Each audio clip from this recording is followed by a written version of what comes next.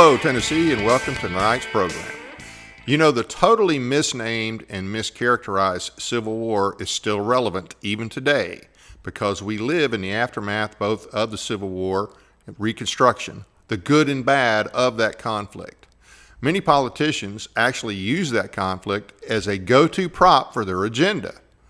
The Marxist left, as well as many cowards supposedly on the right, never miss an opportunity to disparage the Confederacy and would destroy any monument to those who fought for what they saw as their country. For many, if not most, slavery didn't even figure into the equation of that war.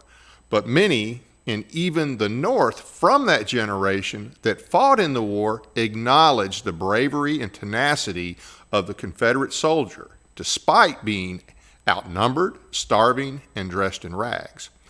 Robert Lee Hodge is a living historian, well known in Civil War reenacting circles for his devotion to accuracy, and has worked passionately in the preservation community for nearly 3 decades.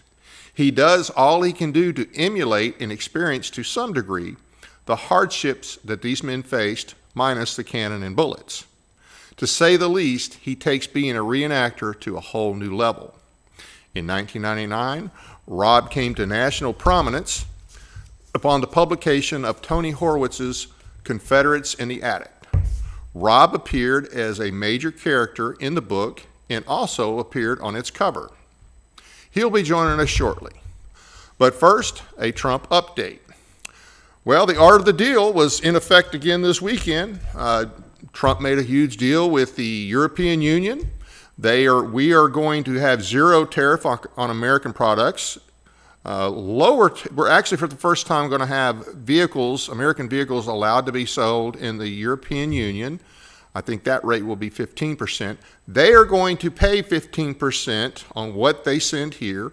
They're going to buy $78 billion worth of energy and another $600 billion of investment. Now, I'm not wild about investment, but I guess if in terms of other countries investing, I much prefer American firms to grow here, but that's certainly better than Middle Eastern countries.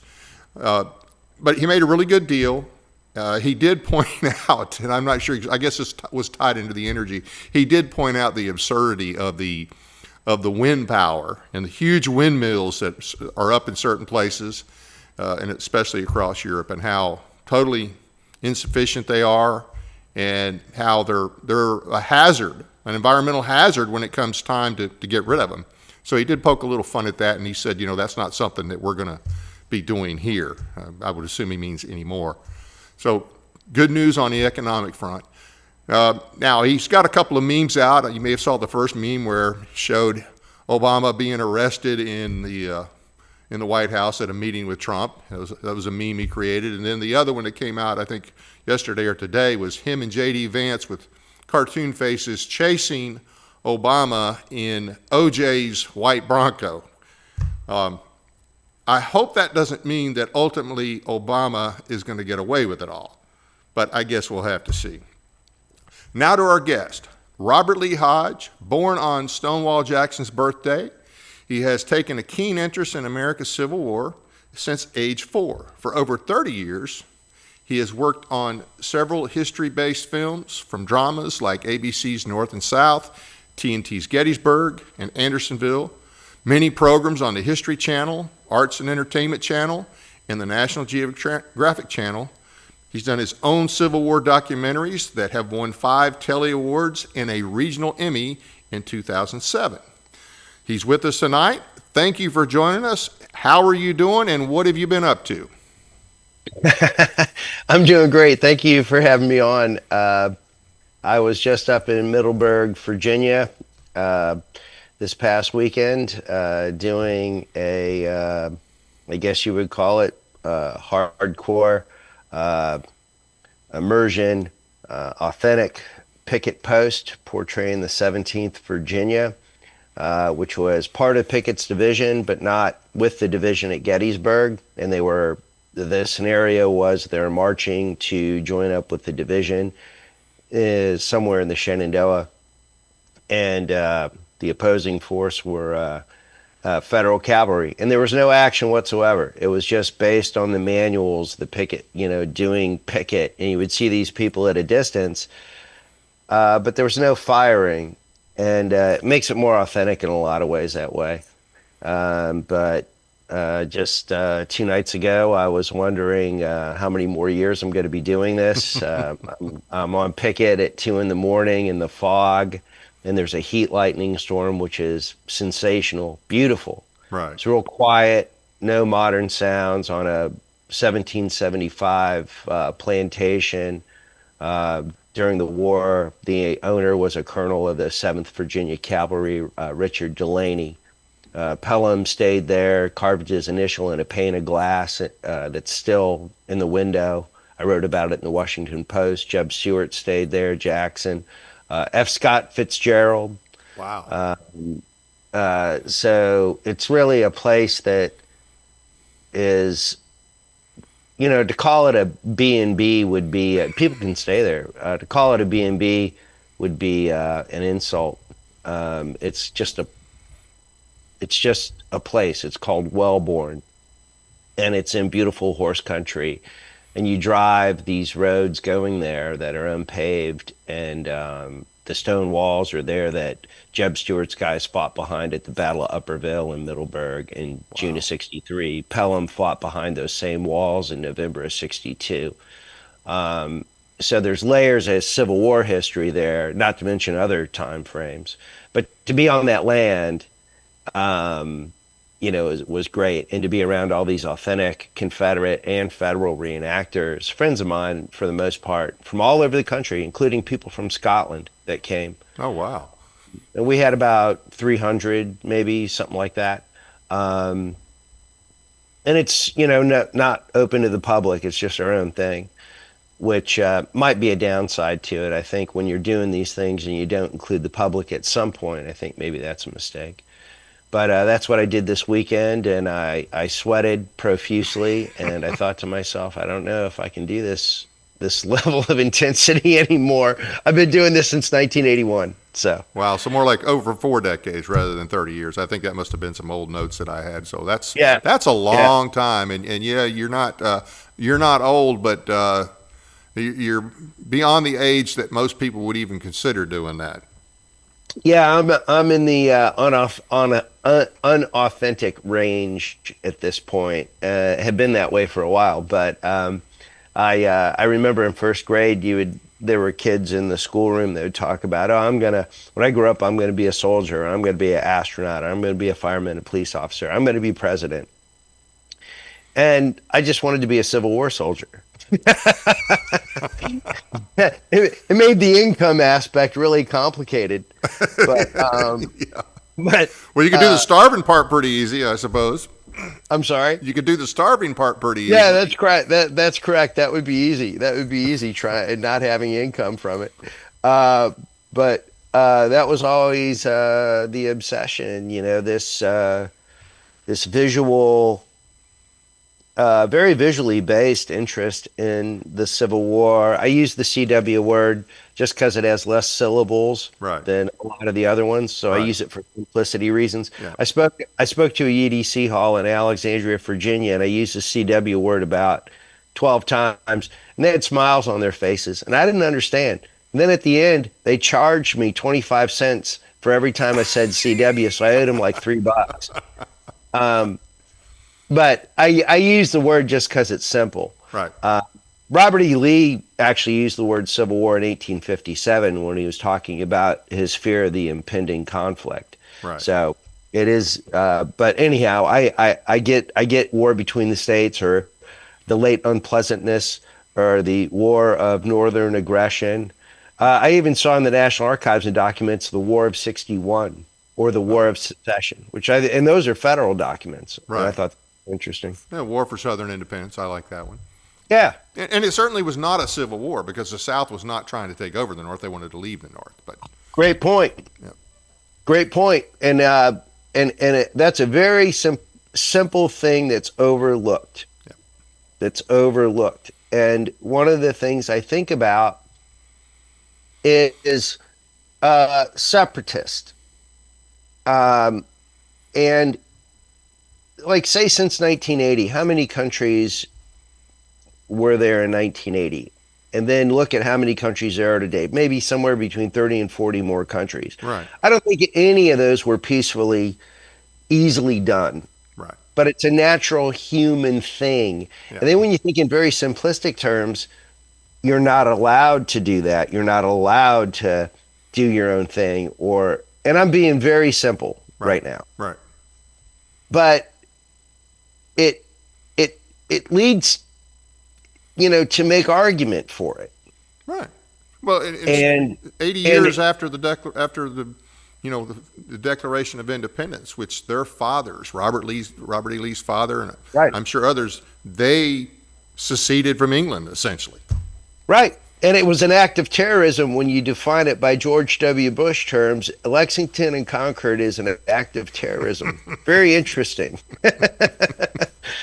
But these things aren't simple. And that's one of the things I think about when I talk about the late unpleasantness. You see on Facebook they have a relationship status that it could be considered, it's complicated. I think that way about the war between the states. Yeah. And these broad brushstrokes that are done by passionate people that may mean good, but also might have a level of ignorance with their passion. Yep. And to vilify dead people right. is very hurtful. And, if there was somebody that was, say, mentally handicapped that was being picked on, you would probably step in to do something about that, as I would. Right. Think about picking on dead people. That's an easy argument. That's a slam dunk. It's presentism with a little bit of information and a lot of passion, vilifying people. I was just in the Upperville Cemetery going to this Civil War event in Middleburg, Virginia. Upperville, Middleburg, they're near each other. The battles take place in June of all over the time, but June of '63 is the big time. I went to the Confederate Circle in the Ivy Hill Cemetery in Upperville, and every grave has been altered fairly recently. You mean desecrated? Yes.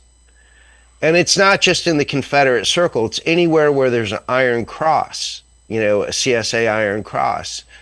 And it was very repugnant, to look at that. And you think, man, I would love to spend time with the people that did that.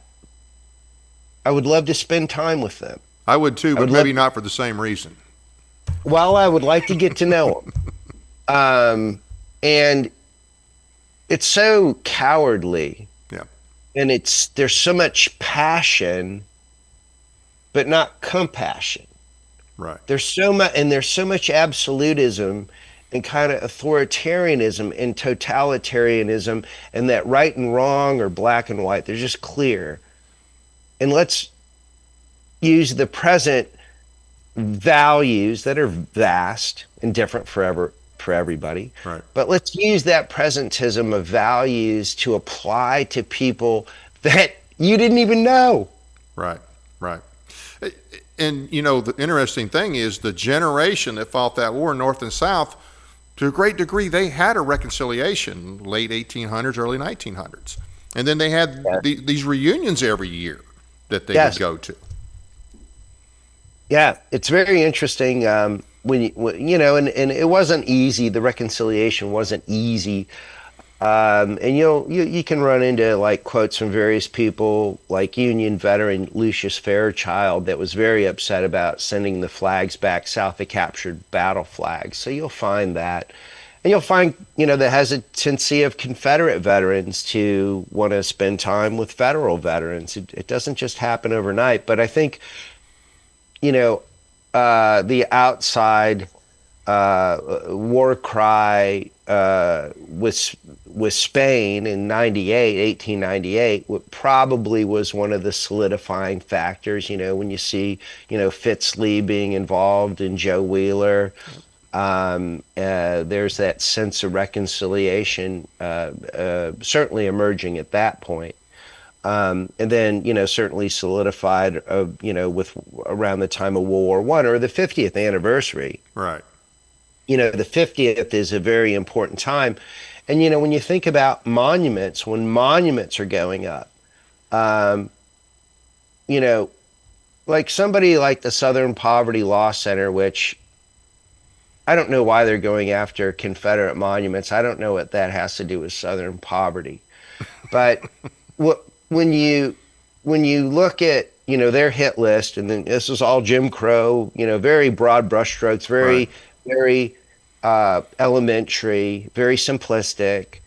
When you juxtapose the specifics of times when these monuments to Southern soldiers are going up, juxtapose that when monuments in northern states are going up, you'll find somewhat of a similar time frame. Right.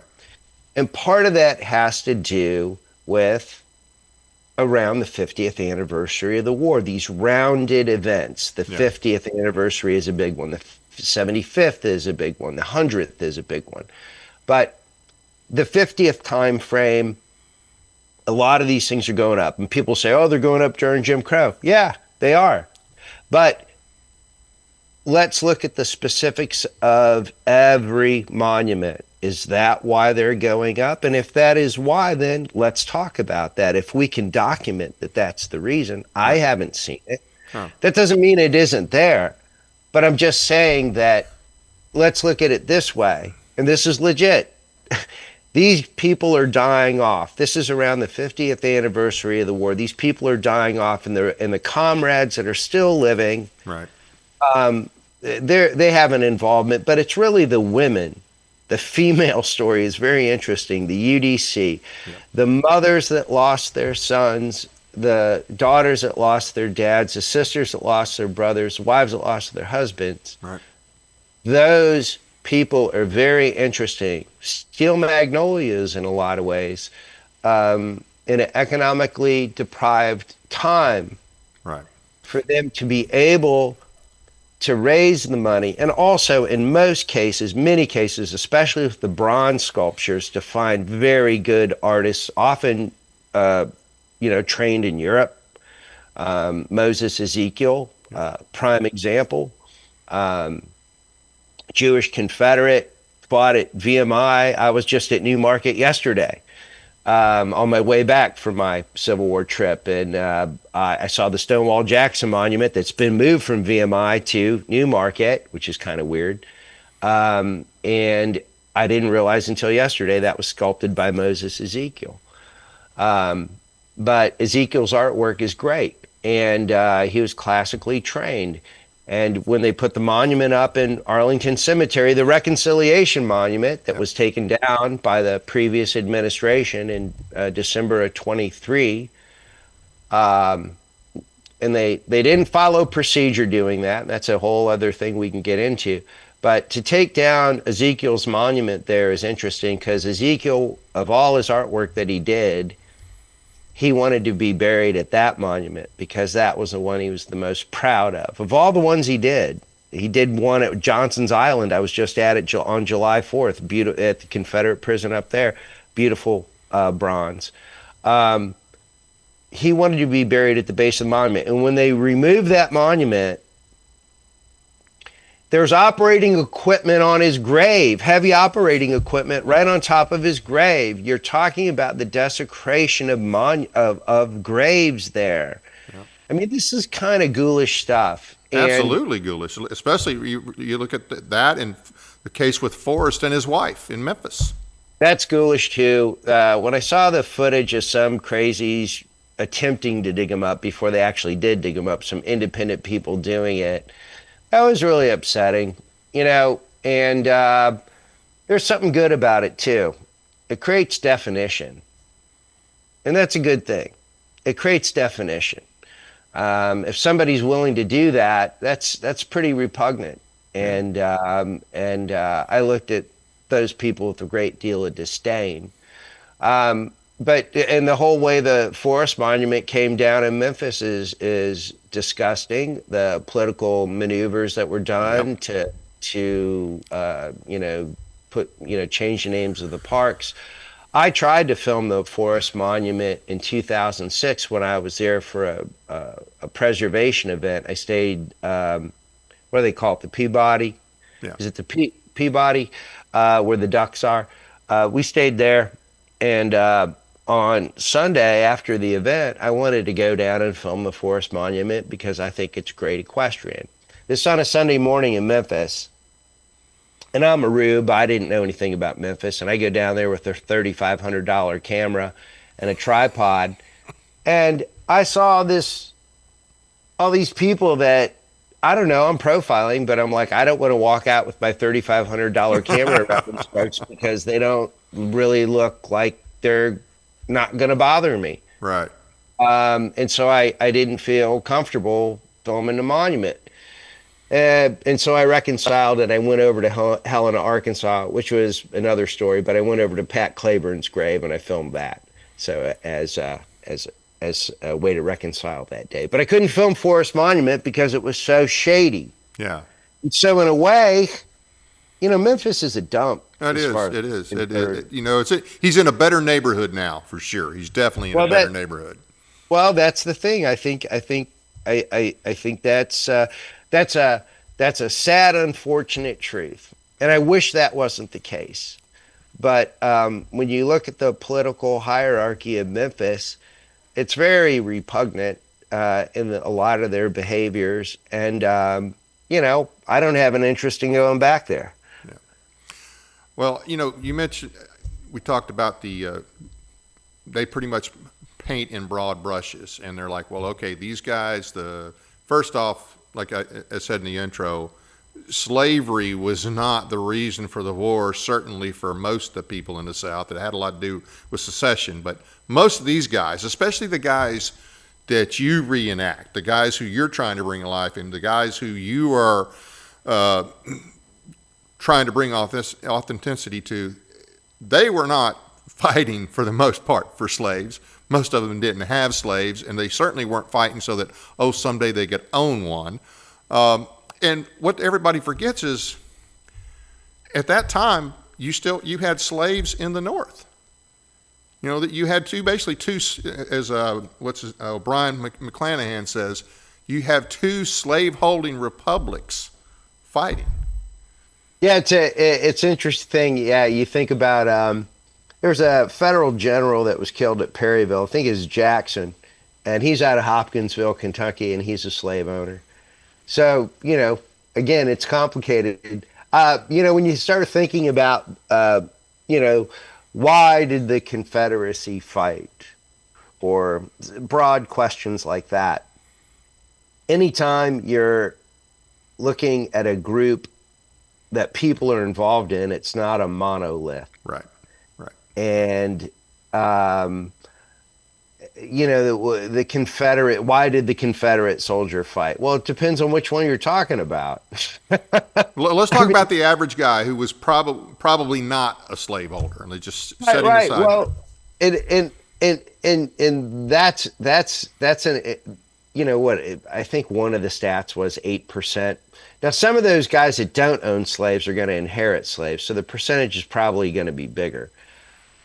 But it's rare, and I've read a lot of Reb letters and federal, but I've read a lot of Confederate accounts since I started really digging into stuff in the 90s when I worked at Time Life and dug into the National Archives a lot. You just don't find the discussion of slavery. And a lot of times these are personal letters, between, loved ones. You don't find a lot of discussion about slavery. One of the uncle so-and-so or aunt blah, blah, blah. And then you realize, digging into it, who is this person? Well, he didn't have an uncle so-and-so. What he's talking about is a slave, actually, that he's wondering about how they're doing. Wow. I thought that was very interesting. Reuben Von Kidd, officer in the 4th Alabama, who is infantry, who's killed at Chickamauga, he had a servant with him, and the servant buried him on the battlefield, and then he went home to Alabama and talked to the father and said, I know where he is. If you know, if you want to go back and get him to bring him back home, we can do that. And that was done. I thought that was very interesting. Like when you look at something like slavery, it's not one thing. There's millions of slaves. And when you start looking into Confederate business records, you'll find slaves getting paid for various things. It's cleaning privies and stuff like that. All kinds of weird labor work that it's very complicated. And looking at slavery is a fascinating thing, but there's so much passion around it that it's really hard to get to the crux of slavery. Right. But you can say that about things like post-war as well. Looking at something as complicated and as sensitive as the Klan. Right. That's talk about a lightning rod. But, looking at, like, I guess you'd say the typology of the Klan, maybe there's 3 typologies. The first one, 67 to 70, the second one somewhere around 1911 to just before World War II, where it's very Midwestern. Right. Yep. And in all the Midwestern era, I never see any footage or any photos of people that belonged to the Klan ever flying a Confederate flag. The only time I've ever seen that is in the Coen Brothers movie, Oh Brother, Where Art Thou?, where they show it, in the movie. Right. I've never seen it historically ever done. And then in the third typology, which is, anti-forced desegregation, the rise of the Dixiecrats, right. You find the flag being flown, but you have to wonder, okay, why is it being flown? Let's try to dissect this. Why is it being flown? And part of it, I think, has to do with the 100th anniversary of the Civil War, War Between the States coming up, and the Dixiecrats have took up the flag. Segregationists took up the flag, and what is that? Rebellion against the federal government, which has a tradition in the South, which I understand. And then when you look at some of the Warsaw Pact countries, when they seceded, if you want to use that word, from the Soviet Union, right, in Hungary and Latvia, Lithuania, Estonia, they're flying the Confederate flag, the Confederate battle flag. Yeah. So does that have anything to do with slavery at that point? No. Yeah. And that's the other thing too. There was just a huge difference of opinion prior to the Civil War, and we've always had it from our founding. You had, I'll call them the nationalists / the federalists versus the anti-federalists and the states' rights. And no states' right was not just about slavery. It was about the role and function and extent of authority of the federal government. And that's still a argument. That's still an issue. And oh, by the way, absolutely, we've had 160 years of federal control. How's that working out for you? Right. Well, that's the interesting thing to talk about, because, when you talk about why is the war between the states such a big deal? There's a lot of reasons why you could say it's a big deal. But one of them is, depending on what side of the aisle you're on, for better or for worse, centralized government became more powerful. Yep. And in some instances, I'm sure that was good. In some instances, it's a problem. I'm sure that's bad. Yep. And you look at Lord Acton, the guy who said all power corrupts, absolute power tends to corrupt, right. Absolute, words of that effect. Yeah. He wrote Robert Lee in 1866, and they were corresponding, and Acton said, the loss of the Southern Confederacy at Appomattox negated the victory at Waterloo for democracy. For democracy. Very interesting. Right. And also H.L. Mencken talking about the Gettysburg Address. Very interesting. Yeah. Because he about Confederates, being the ones fighting for individual liberty. Right. And I've always been proud that the United States is the United States. But that becomes more in question at times. Right.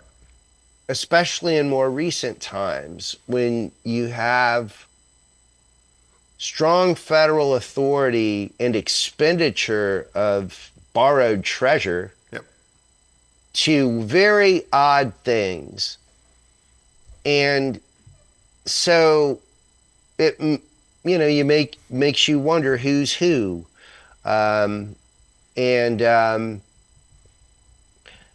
I have more sympathy, I think, for the Southern Confederacy and the Southern women, and specifically the Southern soldiers, more so now, I would say, than ever, because of these things being so heavily under attack. These people, their graves, Yeah.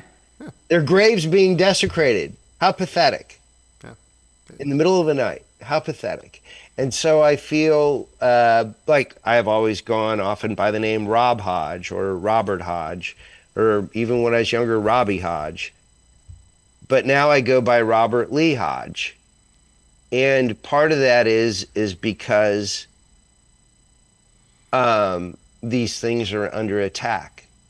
And I feel somewhat compelled to politely and hopefully cerebrally attempt to argue for them. Right. I hate the vilification of these people. And in my whole history of being interested in Confederate memory, I never meant any harm to anybody. And now, sometimes Confederate reenactors, one guy got pepper sprayed at a parade. This is probably around the George Floyd time. They were doing a parade in, I think, North Carolina, and somebody ran out from the crowd and pepper sprayed this guy. And I thought, wow, that's really rough. Yeah. Unless you personally know the person, you have some. It was just very strange, and it's almost like some of the people, and this can go for the right as well, but I think it's actually more attractive to the left. Yeah. It's almost like they're living in their own drama, and that they're the principal actor in their own drama. And they're directing it. And they're directing it, and they're grooming their image, their self-image. And then, then to be able to broadcast that out through social media, look what I did. I destroyed this Confederate monument, or I pepper sprayed this Confederate reenactor, or I threatened a pipe bomb at Gettysburg, which was done in 2017. That was the last time I was in Gettysburg, was 2017. I did the Remembrance Day parade, and there were calls to, I don't know if it was FBI, but there were calls that there was going to be a bomb planted. And so they took the threat seriously, and they put up cement block barriers, and they had SWAT teams out. They had snipers on roofs in Gettysburg. Wow, that's pathetic. And they had SWAT teams with German Shepherds walking around, so you felt like you were in a, Stalag 13 or something.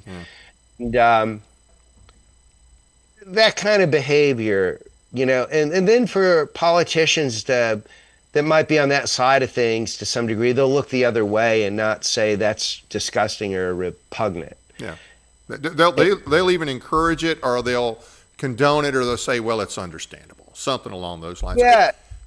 It's very slimy stuff, and you can call, there's like the top 10 leftists I can think of that would be encouraging those types of things, and they're really disgusting. Yeah. There's so much to talk about under that. I want to get to some questions here. So you are, as I said, a hardcore reenactor. I think you would agree, although you were reconsidering that this weekend, obviously. But yeah, why is it important to you to be a hardcore reenactor rather than just a guy that shows up on the weekend, puts on the uniform, and you got your rifle? Which, by the way, somebody wanted to know what type of rifle you carried in these reenactments. So why are you hardcore rather than what is called in the book, if I remember right, a farb? I think that's the correct term. Yeah. Well, Farb comes from a guy named Jerry Rolfe, who was of the hardcore bend in the 1950s and 60s, and he was had a German background, German studies, German linguist, and I believe Farb is color or Farben, and he thought of the unauthentics as colorful people. And so that's where the etymology, I guess, of the word comes from. But history's always been important to me about a visual truth. Like when you read about, and I'll talk about the Gray. When you read about Lee's armies moving, into Maryland, what's that look like? We don't have film footage of it. What's it look like?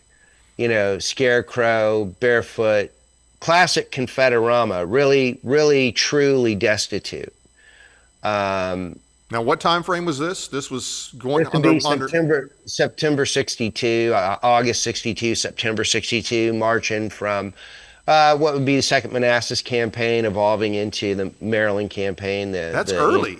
That's early. I thought the real hardship came later in the war. I didn't realize it was that early. Not so much clothing wise. Yeah, it's one of the interesting things in doing some of the study. Despite the blockade, English imports were very helpful. The clothing aspect and probably the shot aspect of Lee's army in 65 is very much better than his army in 62. His army in 62 has all kinds of logistical issues. The blockades issue, but domestic production and getting things to the troops, meeting some sort of standards is difficult. And this is where the home front aspect really comes in. The societies in the families sewing quilts and making socks. That really kicks in 62 due to a Confederate embedded journalist with basically with Hood's troops. His name's Peter Wellington Alexander, and he's a cross between Geraldo Rivera and Thomas Paine. He's embedded, but he's not fair and balanced at all. He's partisan, and he's partisan Confederate. He writes of the Scarecrow Army, Lee's army, that they are going to have problems in the coming months when the winter comes. And there's got to be a massive crusade put together so these guys don't freeze to death. And that comes about. It's very interesting to see the home front aspect. And that ties in with the legitimacy of the Southern Romanticism. I know that can go too far at times, but you see the home front aspect, and you see it in the federal side as well. But the Confederate side is very interesting because they're in much more desperate shape. Right. But very much a Scarecrow army. Lee has about 37,000 troops at Sharpsburg, and they are destitute. To answer the person's question about what kind of weapon, I have three weapons. I have 69 caliber Springfield reproduction smoothbore, and I have a British Enfield reproduction. It has some original parts on it. I've done a lot of work on it. It fools a lot of people that they think it's original, but it's not. And then I have an original Austrian Lorenz, a 54 caliber, and I shoot that live. That has really good rifling in it. I shoot that live at targets at the NSSA, the North-South Skirmish Association, which I belong to. And if you ever want to hear incredible audio of the Civil War, you should go to NSSA, because you're never going to hear a couple hundred muskets shooting live rounds anywhere else, I don't think. Cool. And from from the text line, kudos on the flags behind you in your room there. No, thank you. So now, I'm not saying that it wasn't hard for the Union troops, because it was a hard situation. But I mean, the South definitely had a hard. They were nowhere near as well supplied, whether you're talking food, clothing, ammunition. So it was a struggle from early on. And then, of course, maybe what you're talking about for the home front effort in the South, is that what the Union, what Lincoln and Sherman and Grant used to justify their war on civilians? Any idea? Well, obviously Sherman knew the South from being in Louisiana at that military academy, and he liked the South. He understood the South, and I think to break the back, you're going to have to wage war and do a lot of burning. Sheridan does it, in the Valley, the so-called civil aspect. McClellan and Buell and others early on were respecting property, and they would put guards on slaveholding property. I mean, tons of accounts of it. And Buell was married to a Alabama slaveholding family. But there, depends on the generals and what time of the war you're talking about. All these things are organic; they change. Obviously 1862 is different than 1864. You got an election year in 64, and it seems to be a full court press. Yeah. The war machine, synchronicity. Sherman moves out of his area by Chattanooga, I think on the same day as Grant moves out of Culpeper, those encampments, to fight the wilderness and start moving on the overland campaign. And, you look at the string of generals Lincoln had to deal with. It's a much more serious war in 64, and there's a level of determination. And, when you think of, there's one guy in particular, he's in the 5th Alabama Battalion, his Archers Brigade, Tennessee Brigade for the most part.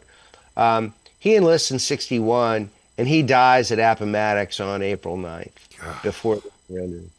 He had been through the whole thing.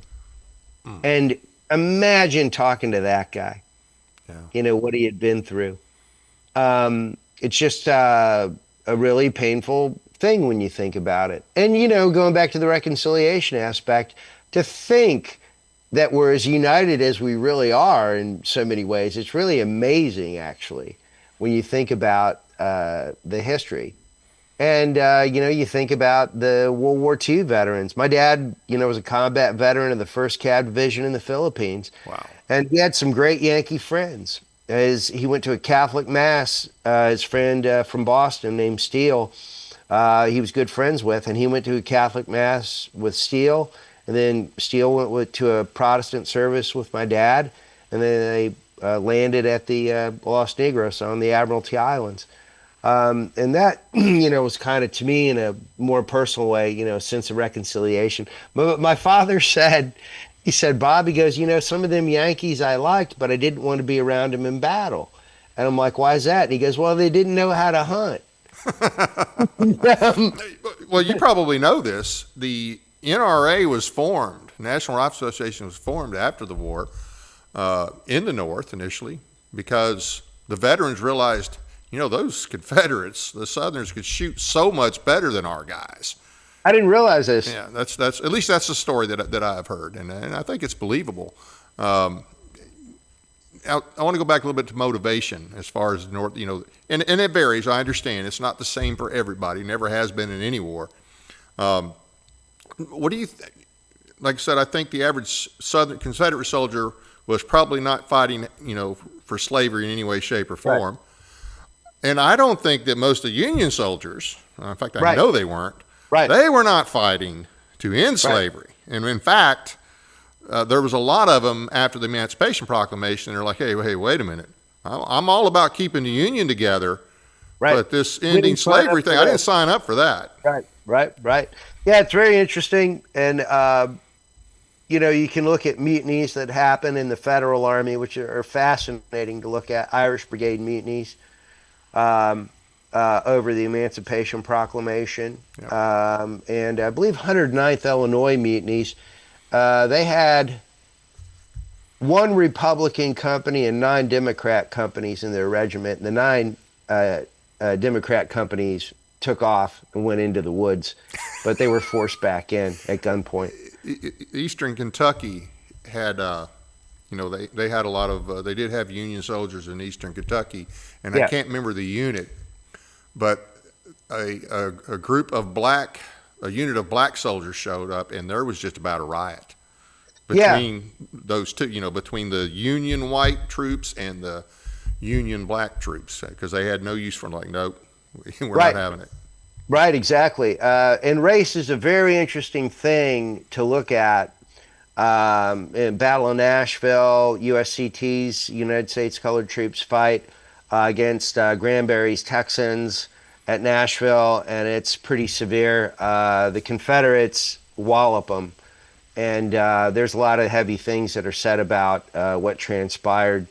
And you'll find kind of a sense of the emancipation and putting federal troops or black people in federal uniforms was stepping over boundaries that's going to lead to more intensity and violence. And it's interesting because I would say, in reading the accounts that I have, there's more overt bigotry towards people of African descent from the northern side than the southern side. And I think part of that has to do with assimilation, in the sense of Southerners had been around people of African descent for several centuries. Right. And in the North, it's more of a new thing in some areas, in many areas. So when, some of the most bigoted accounts I've seen directed towards people from descendants of Africa would be soldiers from the 13th New Hampshire, where I'm not going to repeat what he said when he saw black people at Fredericksburg, but Charles Wainwright, he was an artillery officer, wrote a book called Diary of Battle.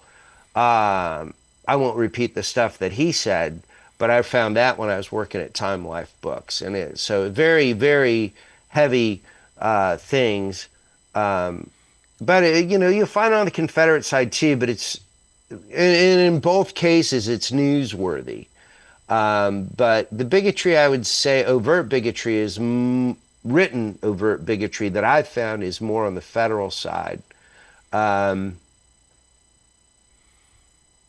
But anyhow, I mean, there's some heavy things that are said. Alexander Hunter said he relished getting to Baltimore to shoot Yankees and blacks, but he didn't say blacks. Right, right. He relished it. And he's my favorite Reb, so that's just, a challenge to reconcile with.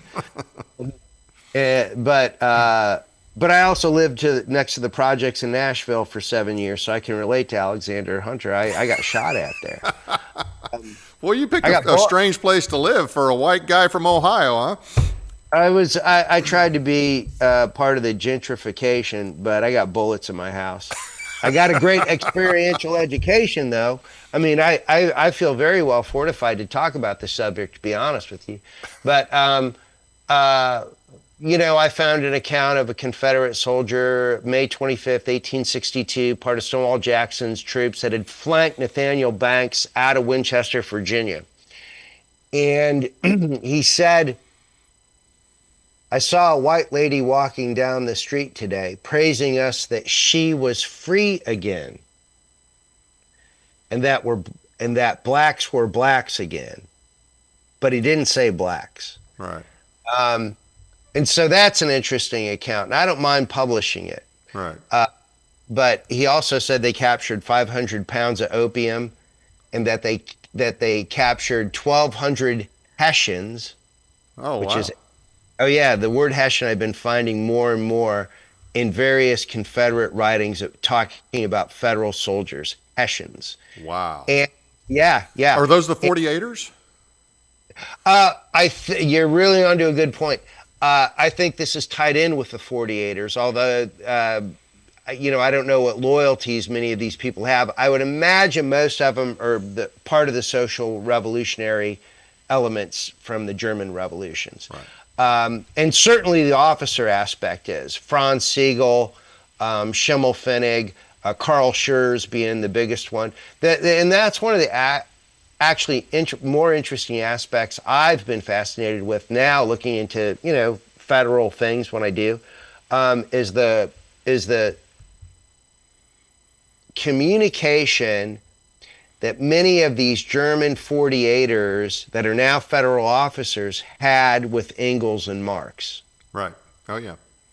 Yeah. And you find more of it. You find it more and more if you look. Yep. Yep. And so the 48er thing is very interesting. And it ties in with Marx and the who's a fascinating character. And Engels too, who was a fox hunting Marxist. I always thought Engels was interesting, a fox hunting Marxist. Now you played the role of Nathan Bedford Forrest. I mean, he's probably one of the most misunderstood, mischaracterized, vilified members of the from the Confederacy. And I think they don't.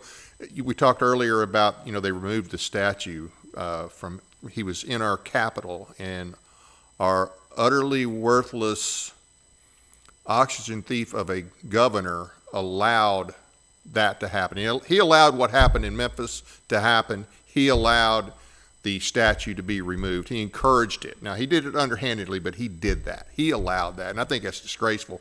Right. Everybody from Tennessee should be taught about Nathan Bedford Forrest.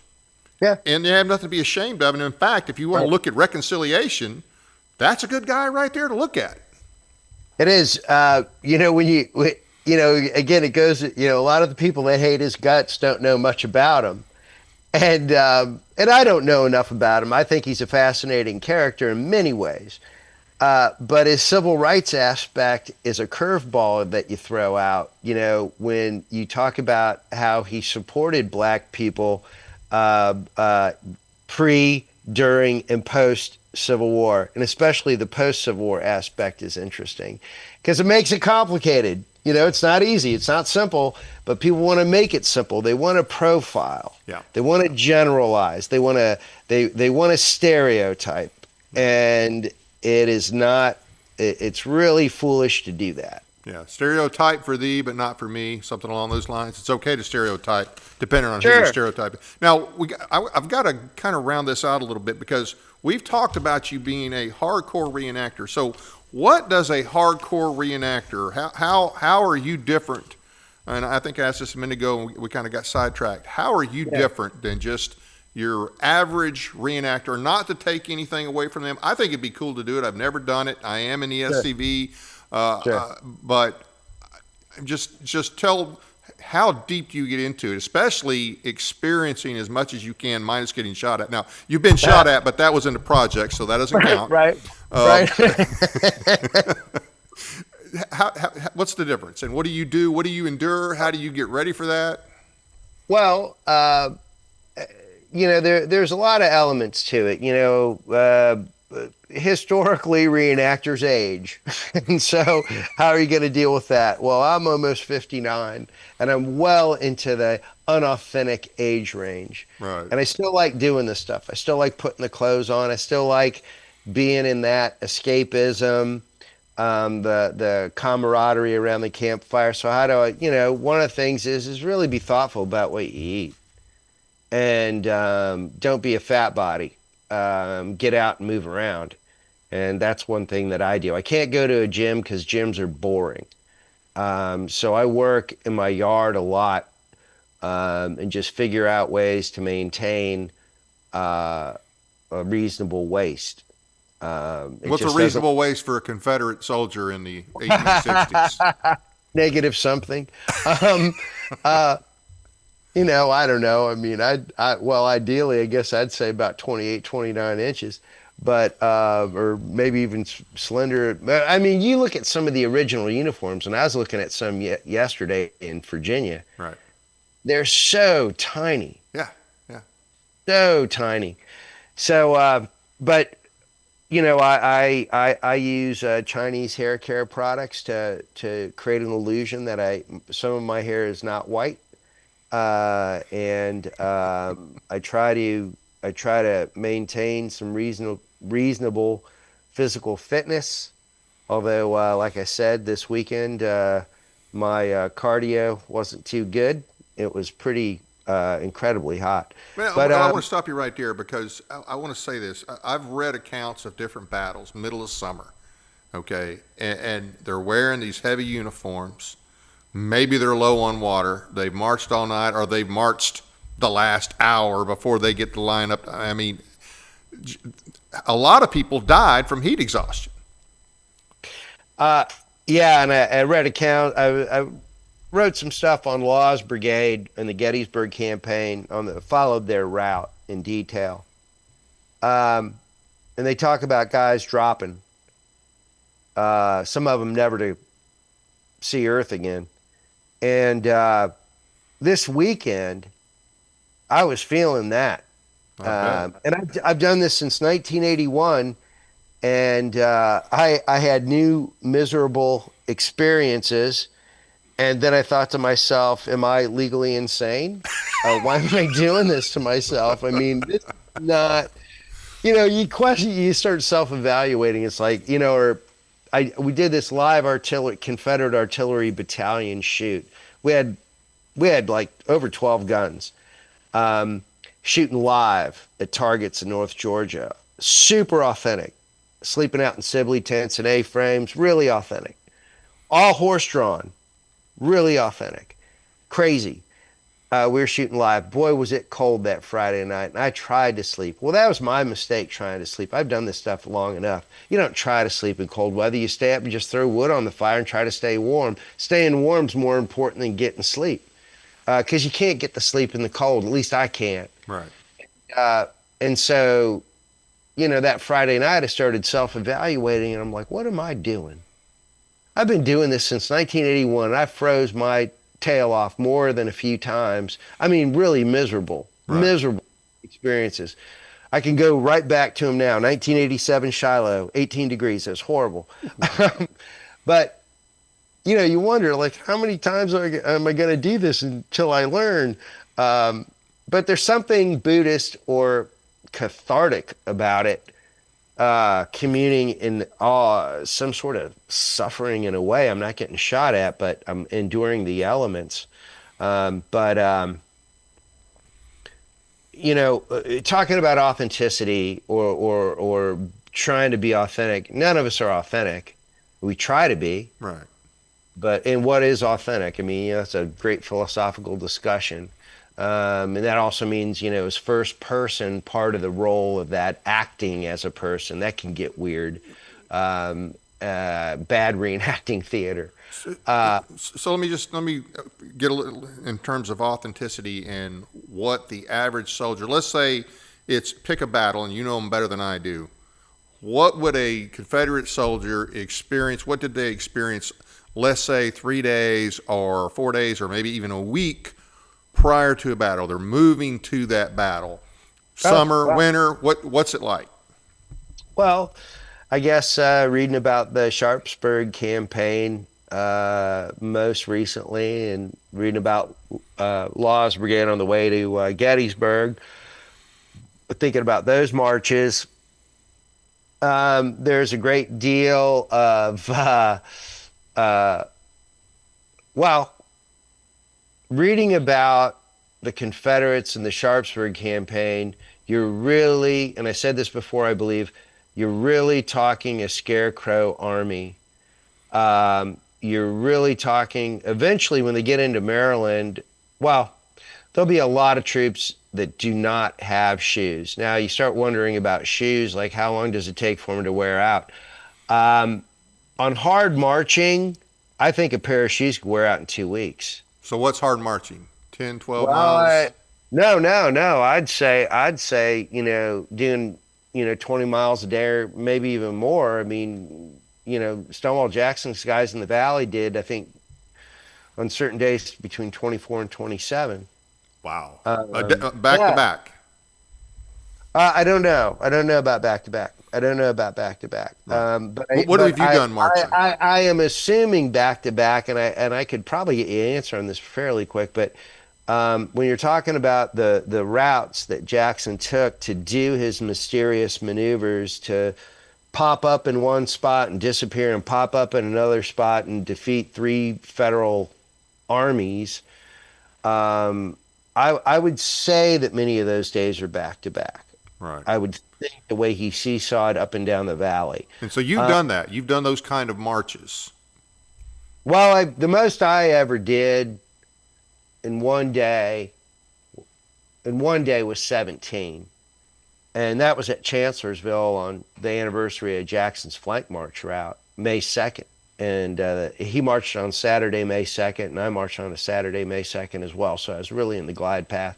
And it was strenuous, but that was a preservation march. And I had 200 other Confederates, and we raised $37,000 for the Chancellorsville battlefield that day to give to the Central Virginia Battlefields Trust to save the land.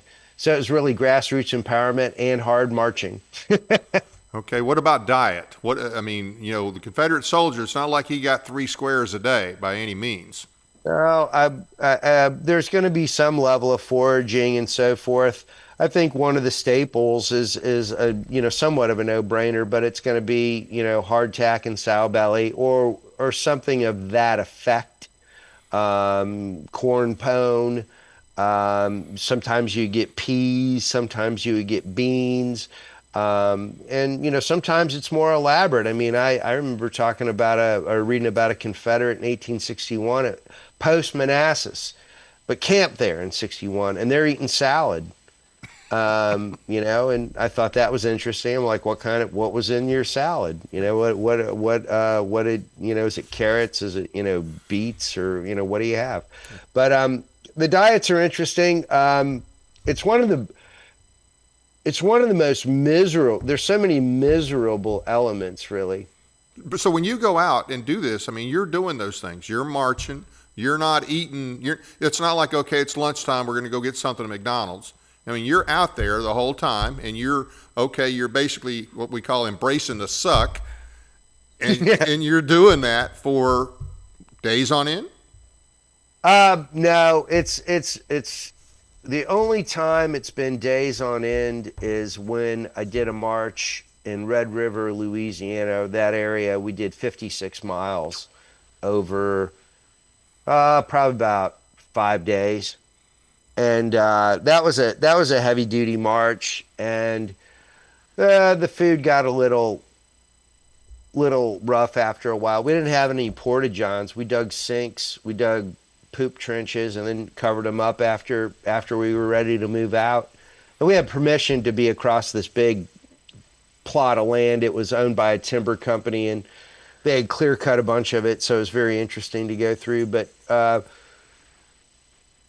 that was the only extended thing I ever really did where it was like that. And to be honest with you, I couldn't do it very long. It wouldn't take long to break down.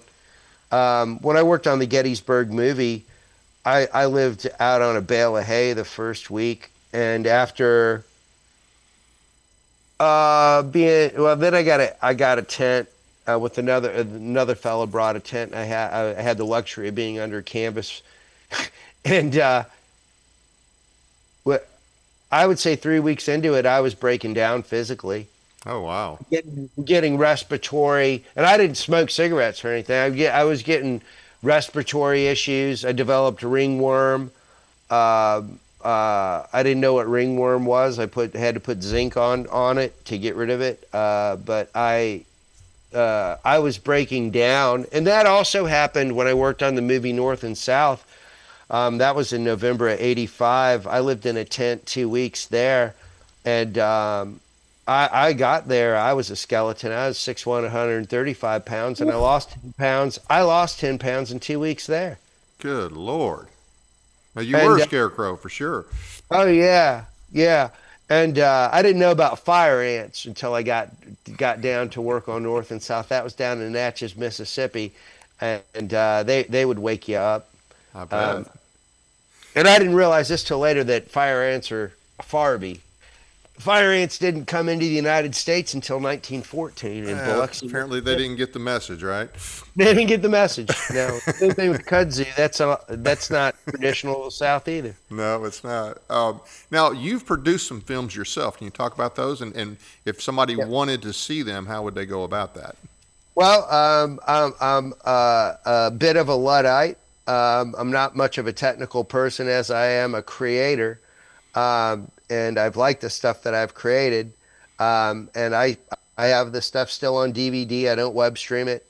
And if you want to get it, you usually can get it through my website, but I'm revamping my website, so I have it down right now. So if you want to get it, you can just email me, Robert Lee Hodge at Yahoo, for now is the email address. And you can get my Emmy Award-winning film on Franklin. And I also have a film that was commissioned by the state of Kentucky on the Battle of Perryville, largest battle in Kentucky, and a cut-down version of that plays at the State Historic Site in Perryville, which I'm very proud of. That was really, that and Franklin were two of my babies that I really worked on hard. That was 6 hours a day, or 6 days a week, 18-hour days. Wow. For about 4.5 months in post-production. So I would forget to eat, and I'd forget to sleep, and I developed canker sores, and I didn't understand.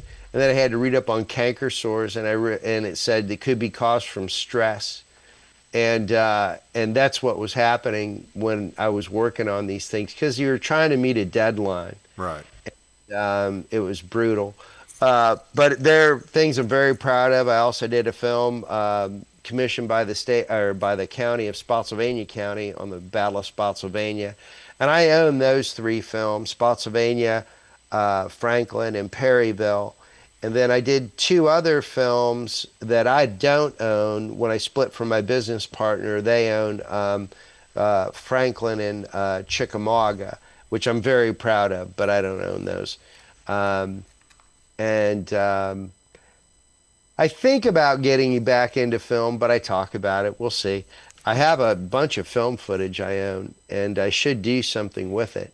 But, you know, I kind of got burned out by the industry, and I'm not really, quite candidly, not a businessman as much as I am a creator. And I think I'm good at it.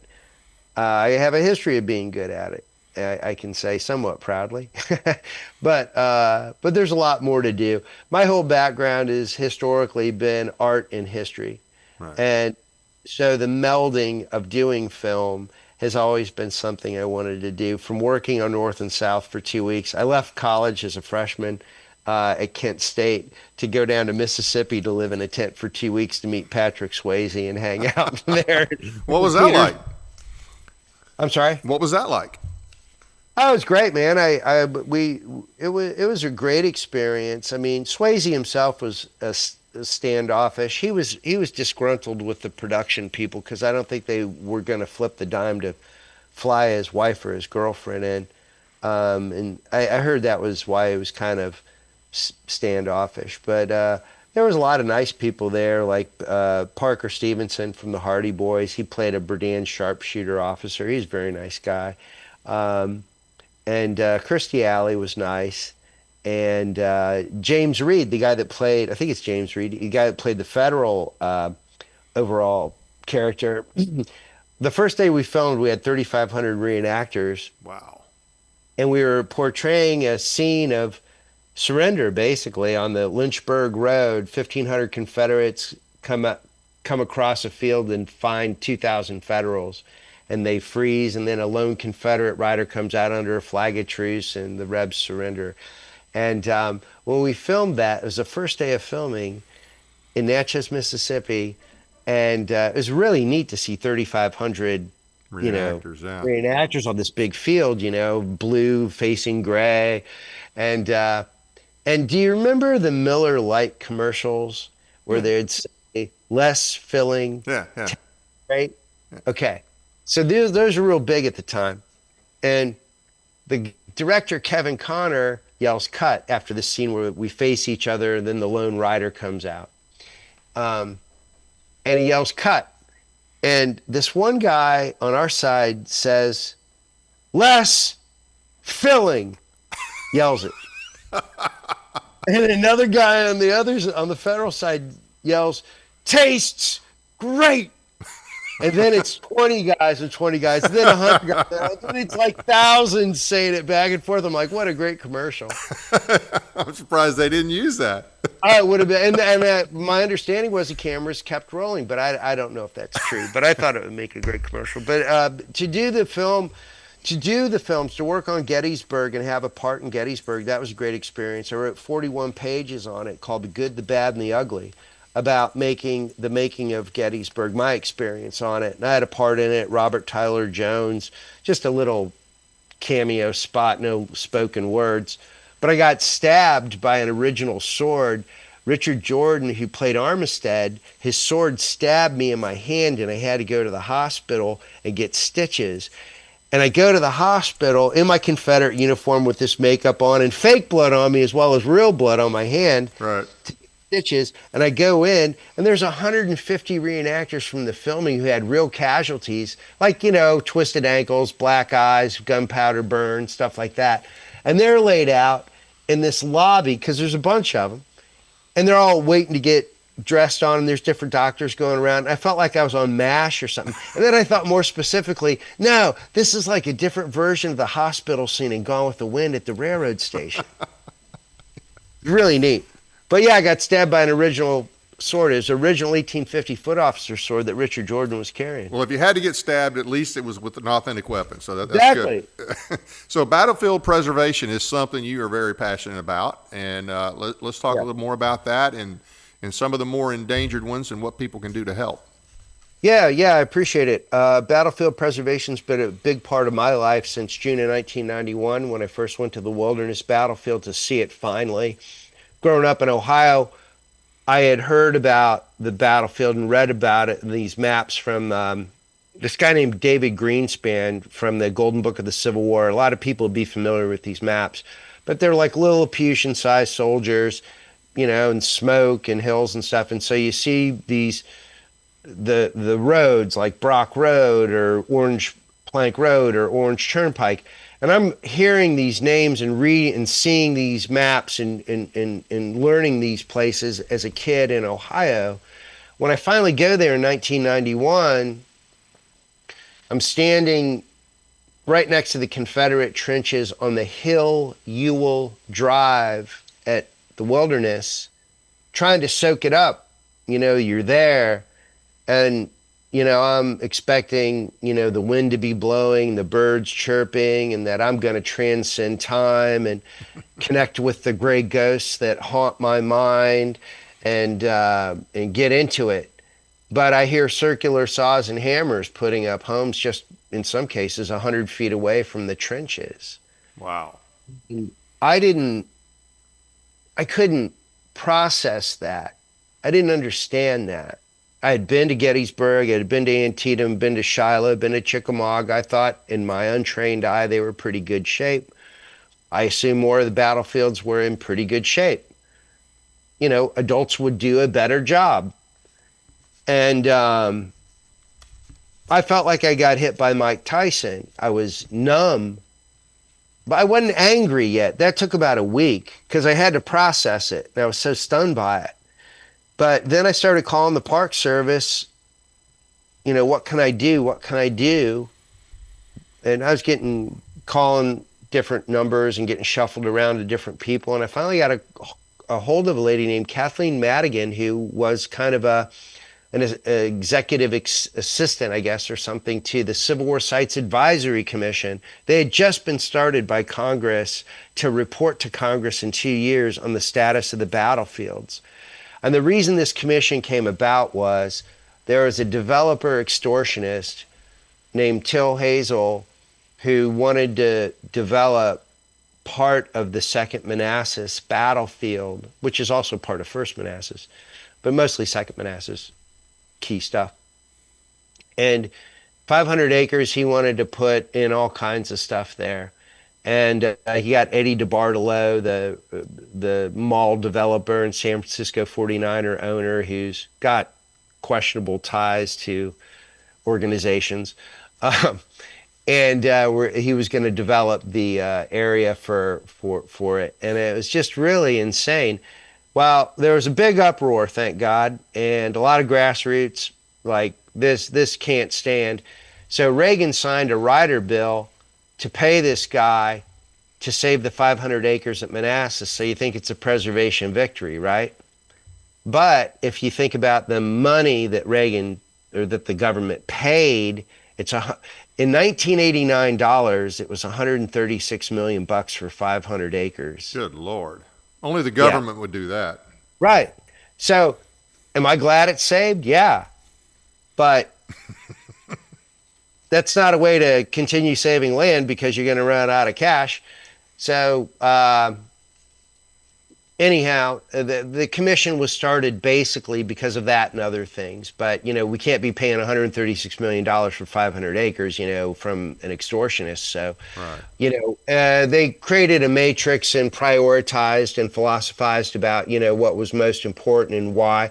And Ed Barse was involved, and David Lowe from the Park Service. Ken Burns was on the board, but he didn't go to any of the meetings.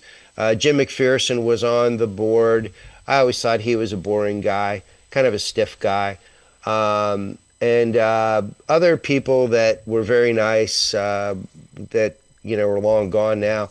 But so that's where I got my education about, in some ways how this stuff works. And it's really, honestly, the local government has a lot more power over this stuff than we realize.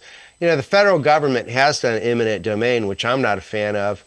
They did it at the Smokies. They've done it on Land the Between the Lakes. They've done it here. Land Between the Lakes, Skyline Drive. Yep. And there's even photos of federal agents pulling Appalachian grandmothers out of their log cabins with their slat bonnets on, like they're from the 19th century, and this is like 1930s, and there's the guys in trench coats and the fedoras like pulling them out. And that's not a good memory to have if you're pro park, right. And I'm pro green space, and I'm a tree hugger in a way because I love the Confederate battle flag. Right. I wanted to save the land where the giants in gray and blue fought. Right. And in some cases, that was their last scenes of Earth. And then when you see it as a Walmart parking lot or an Exxon or something like that, it's like, this isn't right, but then it becomes, well, how much of this do you protect, and when I was younger, I was more of a zealot, that I knew what right was, and I would pound my fist at board of supervisors meetings and would say, don't you understand, like Nikita Khrushchev with his on the, and the thing is that it wasn't fair. It was my immaturity. It wasn't fair to me to be that way, because I knew I was right. And that's dangerous when you know that you're right. I know I'm right. Not everybody has had the same experience of the world as I've had. We all have different experiences. And so it's very challenging to talk to people about something you're concerned about when they have no concern whatsoever. Right. And so how do you communicate with them? And I think a more genteel, thoughtful manner, respectful manner. And I would just be, I think, more cocky, like a lot of activist types can be. And I think that, not that I wasn't true to myself, I know I was, but I think part of it also fulfilled like a checkbox. Like, look, it made me feel good too. Like there's the philosophical question, does the young man help the old woman across the street with her groceries because it's the right thing to do, or is it because it makes him feel good? Yeah. It's both. It's both. It's both. And so part of that was fulfilling my self-worth as to, look what I'm doing. But I genuinely, and still do, really believe in it. It's just that I think that the activist types, which I have been and still am to some degree, I think you need to be smarter about talking with people. What about the Arlington Memorial? Oh, well, that's as much as I'm into green space preservation, and I still will be, I'm on the board of the Central Virginia Battlefields Trust. We saved 2,000 acres at the Fredericksburg, Chancellorsville area, and I want to give a plug for them before we're done. But the monument thing, I didn't see coming. I didn't see what the right-wing talk show hosts had been saying in the 90s. I was mildly left of center. I like the Confederate battle flag historically, but I was mildly left of center. My parents were FDR Democrats. And I remember people like Rush Limbaugh, who I came around to and wound up liking before he passed. But he was very blustery. And the delivery, I would roll my eyes. And I'd be like, man, I don't want to listen to this. But the thing is that the content of what he said, and others of the same kind of ilk, sadly have come true. And I don't like saying that. I don't relish saying that. But they were the beacons of saying these things. And I still don't like their delivery. I don't like Sean Hannity's delivery. But the content was right. And I wish it wasn't right. But you're seeing it come to fruition when you look at the Arlington Monument, for example, the Reconciliation Monument that the Biden administration took down in 2023, just around Christmas time, by the way. Yeah. Good timing. And it's slimy. And I'm sure Biden didn't even know about it, He was off eating ice cream somewhere. Well, there is probably auto-pinned. I mean, I think it's fair to say that there was a lot of other elements running the show. As to what those elements were or are is another question. But this is repugnant. The Reconciliation Monument, the brainchild of Union veteran and President William McKinley, and then basically challenged the UDC and others to raise the money. And they get the Jewish Confederate veteran Moses Ezekiel, who's no slouch, great sculptor, to do this amazing thing. And he loves the monument so much, that's where he wants to be buried. And the group that I'm blessed to know about, led by, I would say, some genuine steel magnolias that I respect and love, Defend Arlington is the group. And they are not defeatists. Right. A lot of these causes, you'll have people that kind of, I don't know, they don't have the right mindset. If you're going to go in for the big win, you better go in with the idea of winning. And I really feel that some of these ladies are like that in the group, and I'm very impressed with them. Defend Arlington? Defend Arlington. Just so you can look them up on Facebook, just type in Defend Arlington into Google. But the two things that Defend Arlington needs, and this is also with preservation of battlefields in general, they need money and they need advocacy. Why they need money? They got to pay for legal bills. And I've raised several $1,000s for them. I wish it was more. But and what's amazing about Defend Arlington is they've paid down their debt amazingly well, and the debt has been in the hundreds of thousands to pay to fight against the Army, Lloyd Austin. And although things have changed, we're still trying to get to Pete Hegseth. We're still trying to get to various people. J.D. Vance has brought up monuments on some interviews, but the money is one aspect. But the other thing is, and Defend Arlington can help you design, you can read their information as to what to do. Talking to your congressman is important, especially if they're in Virginia. If you're in Virginia, it's a bigger deal because Governor Youngkin's willing to accept the monument.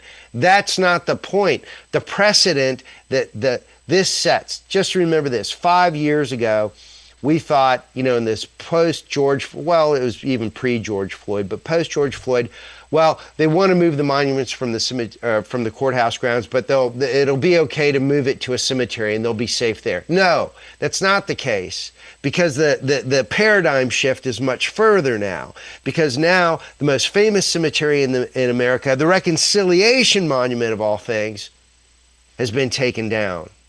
So that sets precedent for all Confederate monuments in cemeteries to come down. And people need to realize what's transpiring. This isn't going away. This is a chipping away. Absolutely. This is legalized desecration. And, you know, this is something that Marxists do. They have a history of doing these kind of things. You bring up a good point. And it's interesting because there's a lady named Xi Van Fleet who is from China, grew up in Mao's Cultural Revolution. And she lives in Loudoun County, Virginia now, and she spoke out against the Loudoun County School Board that was supporting transgender things and hiding a transgender rapist from things. And she spoke out. The school board meetings got very volatile, and she spoke out, and she spoke about not completely the transgender thing, but the symbolism of it. Right. This is bigger. This whole thing is bigger than transgenderism or CRT or whatever, or the monument removal. This is all bigger. And she's like the canary in the coal mine saying, this is Mao's Cultural Revolution repackaged, coming to your doorstep. I wouldn't even think what I just said would be something that I would be concerned of or be a part of my mindset 10 years ago. Right. But now you're seeing it. You're seeing it. And you know, I hope that Hedgepath is more help on this than he's been on the renaming of post installations. You know, I mean, okay, we renamed it after Lee, but it's not Robert E. Lee. We renamed it after Benning, but it's not the right Benning. That's just garbage. And so I hope they're more help than what they've been on the renaming. Right. No, it's kind of half-hearted. And I guess that's their idea of compromise. But I think it's really, the monument thing in particular is very repugnant. I think Glenn Youngkin needs a spanking for wanting to receive it, because anybody that thinks that that is a solution is full of themselves or just delusional or foolish, because government shifts like the wind. And Glenn Youngkin's only in for a short period of time. And the lieutenant governor, I think, is a false person. What's her name?